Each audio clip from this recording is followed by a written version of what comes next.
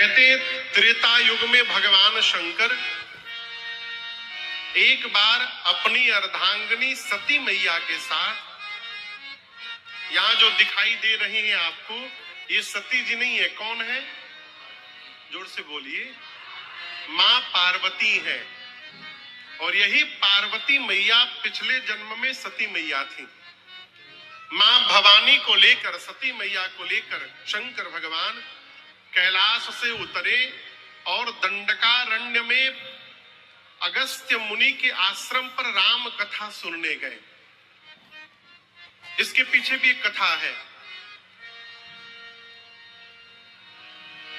आप में से कोई विंध्याचल का है? विंध्याचल मिर्जापुर के आसपास?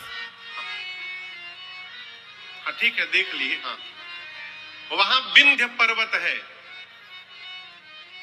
विंध्याचल में विंध्य पर्वत है। एक बार विंध्य पर्वत इतना विस्तार अपना करने लगे, इतना विस्तार करने लगे कि देवता डर गए कि इतना बढ़ रहे हैं तो आगे क्या होगा। तो सभी धरती पर जितने पर्वत हैं, सभी पर्वतों के गुरु हैं श्री अगस्त्य मुनि। अगस्त्य मुनि काशी में रहते थे। तो देवताओं ने जाकर अगस्त्य मुनि से कहा कि आप अपने शिष्य विंध्य को समझाइए, इतना न बढ़े। अगस्त्य मुनि बोले, देखो उनको समझाने के लिए मुझे काशी छोड़ के जाना पड़ेगा। मैं काशी छोड़ के कहीं जाने वाला हूं नहीं, मना कर दिया। तब देवताओं ने भगवान विश्वनाथ से प्रार्थना किया कि आप अपने काशी में बसे इन अगस्त्य मुनि को समझाइए। भगवान विश्वनाथ ने जब निवेदन किया तो अगस्त्य मुनि बोले, बाबा काशी का कौवा भी काशी नहीं छोड़ना चाहता, आप मुझे काशी छोड़ के जाने के लिए कह रहे हैं।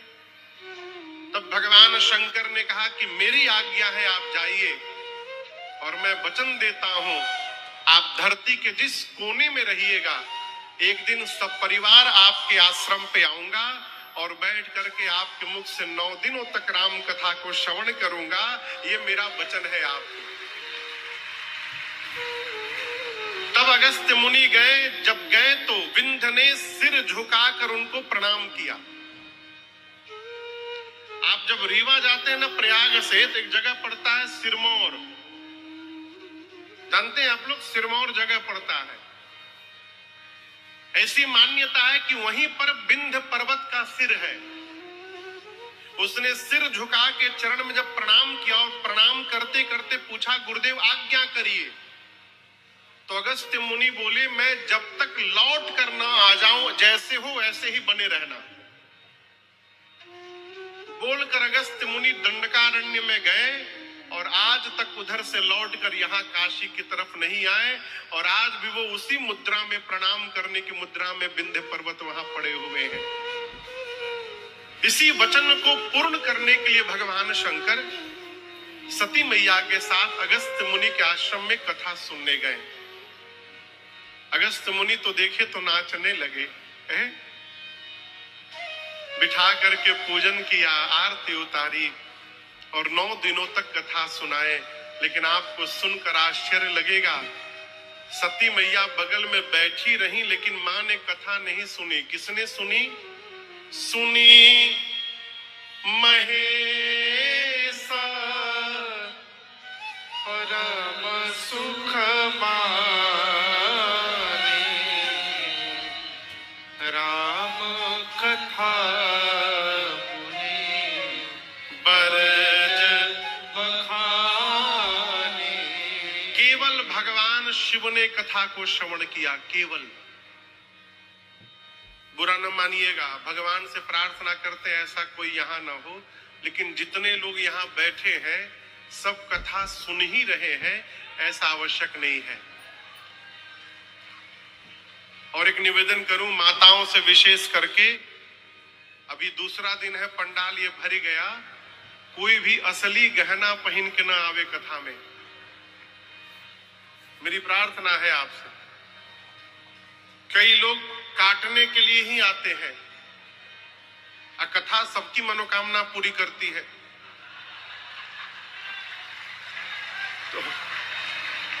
तो ऐसे किसी भी व्यक्ति की मनोकामना पूरी ना हो जाए, इसलिए आप लोग नकली गहना पहन के आइए। हम कहते हैं क्यों पहन के आना कथा में, किसको दिखाना। अखिलेश भी एक जगह हम लोग कथा गा रहे थे, पूज्य महाराज श्री की कथा थी, मैं भी था। एक माई पूरा गहना से लद के आवे, सामने बैठे। रोज एक दिन पूछा गया, भाई बहन जी आप इतना गहना पहनती हैं, शौक है क्या? बोले नहीं शौक नहीं है। फिर क्यों पहनती हैं? बोले महाराज मेरे शरीर का गहना बगल वाली जब देखती है और उसके बाद जब उसका चेहरा बनता है, वो देखकर बड़ा मजा आता है।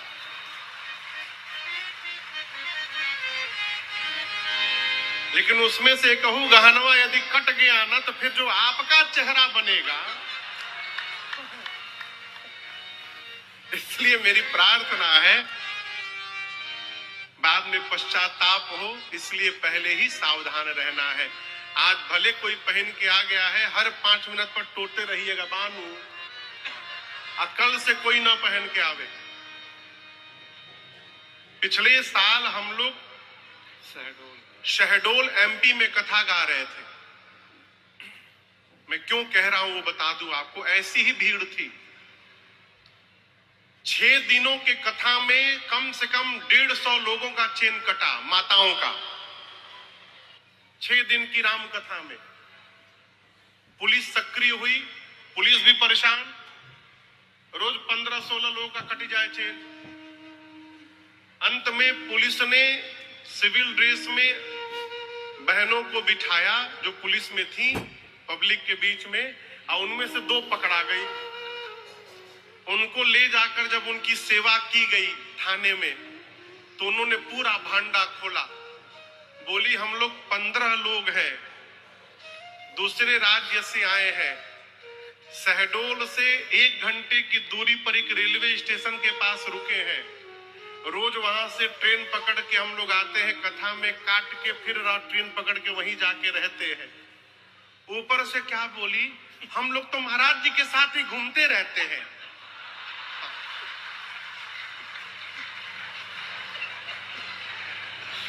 वो ऐसे बोली जैसे महाराज जी हायर करके रखे उनको, हम उनके साथ ही घूमते रहते हैं। अभी वहां गए थे सिंगरौली में, वहां काटे। पुलिस ने इतना मारा, बोले आज के बाद बोलना मत कि उनके साथ घूमते रहते, वो तुमको रखेगा। तो ऐसी परिस्थिति ना आवे, मेरी प्रार्थना है। गहना पहनना हो तो नकली पहनिए। कौन पहचान, कौन लेके रगड़ेगा। लोग असली के नाम पे नकलिए पकड़ाए पड़े हैं। आनंद में रहिए, आनंद में रहिए। भगवान शंकर मां भवानी के साथ पहुंचे, कथा भई, लेकिन मां ने कथा नहीं सुनी। क्यों नहीं सुनी? पूर्वाग्रह से ग्रसित हो गई। ये क्या कथा सुनाएंगे, जो स्वयं हमारी आरती उतार रहा है, वो क्या कथा सुनाएंगे। कथा के बाद भगवान शंकर राम जी की भक्ति दक्षिणा के रूप में दे करके और चले आकाश के मार्ग से। और उसी समय गोस्वामी जी कहते हैं, तेहि अवसर भंजन मही भारा, हरि रघुवंश लीन अवतारा। तेहि अवसर भंजन मही भारा, हरि रघुवंश लीन अवतारा। पिता बचन तजी राज उदासी,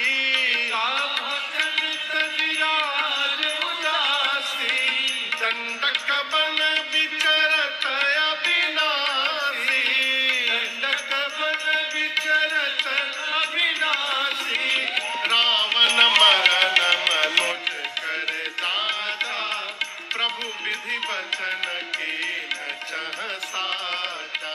रावण मरन मनुज कर दादा, प्रभु विधि वचन के न चह साचा। भगवान शंकर कैलाश चले आकाश के मार्ग से। कौन सा युग था वो? त्रेता युग। कौन सा युग था? राम जी किस युग में आते हैं? बोलिए, 4 गो युगवे है, 4 बार बोलिए, कोनो ना कोनो तो फंसिए जाएगा। किस युग में राम जी आते हैं? त्रेता युग में। गोस्वामी जी कहते हैं जिस समय भगवान शंकर कैलाश के लिए चले, उस समय राम जी अवतार लेकर के पंचवटी में थे, और उसी दिन रावण सीता मैया का हरण करके गया है, और राम जी लक्ष्मण जी सीता मैया को रोते रोते ढूंढ रहे हैं धरती पर। ऊपर से भगवान शंकर जा रहे हैं। देखिए, आपसे एक निवेदन करूं, कथा तो सभी सुन रहे हैं, लेकिन कथा सुनने का जो त्वरित प्रभाव होता है जीवन में, वो जानते हैं क्या है?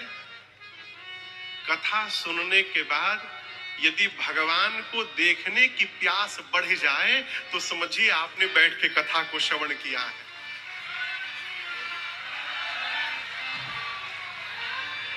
मनु जी महाराज राजा थे, अयोध्या के राजा थे मनु जी महाराज। चौथे पन में राज सत्ता अपने पुत्र को सौंप करके उत्तानपाद जी को और शत्रुपा मैया के साथ नैमिषारण्य में, लखनऊ के आगे, कोई नैमिषारण्य का है यहां पर? सीतापुर नैमिषारण्य का कोई नहीं है, माने सब प्रयागे वाले लोग हैं। एक लोग है, ठीक है। नैमिषारण्य चले गए, वहां मुनियों के साथ रहने लगे, सत्संग में गति करने लगे। एक दिन शत्रुपा मैया से बोले, देवी जिसकी कथा इतनी सुंदर है वो भगवान कितने सुंदर होंगे। आप दर्शन करिए, कथा सुनते सुनते भगवान को देखने की प्यास जग गई। मुनियों से पूछे कि हम उस भगवान को देखना चाहते हैं। मुनियों ने भगवान का 12 अक्षर मंत्र दिया और कहा इस मंत्र का जप प्रारंभ करिए। 23,000 वर्ष तक जपे दोनों। कितने दिन? 23,000 वर्ष जपे, तब जाकर भगवान की आवाज सुनाई पड़ी। आपको बताऊं, तपस्या करते करते शरीर के मांस गल गए थे, केवल हड्डी बचा था शरीर में, लेकिन 23,000 वर्ष बाद जैसे भगवान की ब्रह्मवाणी सुनाई पड़ी, मनु जी और शत्रुपा जी का शरीर रिष्ट पुष्ट हो गया। मनु जी शरीर देखे और शत्रुपा मैया से बोले, देवी जिसकी आवाज सुनाई पड़ी तो इतना परिवर्तन हुआ, वो दिखाई दे देगा तो कितना परिवर्तन हो जाएगा। बोले, प्रभु हम आपको देखना चाहते हैं। तब राम जी ने प्रकट होकर साक्षात दर्शन दिया उनको। ये प्रारंभ कैसे हुआ? कथा सुन करके। कथा सुनकर यदि भगवत दर्शन की चाह बढ़ रही है तो ये कथा का प्रभाव है जीवन पर। शंकर भगवान कथा सुन के जा रहे हैं, मन में सोच रहे हैं, प्रभु अवतार लेके लीला नीचे कर रहे हैं, यदि दर्शन हो जाता तो धन्य हो जाता मैं। और जैसे सोचे उसी समय राम जी को भगवान शंकर ने देखा। इज शंभु समायाते ही राम ही देखा, शंभु समायाते ही राम ही देखा, उपजा ही अति हरस विशेष,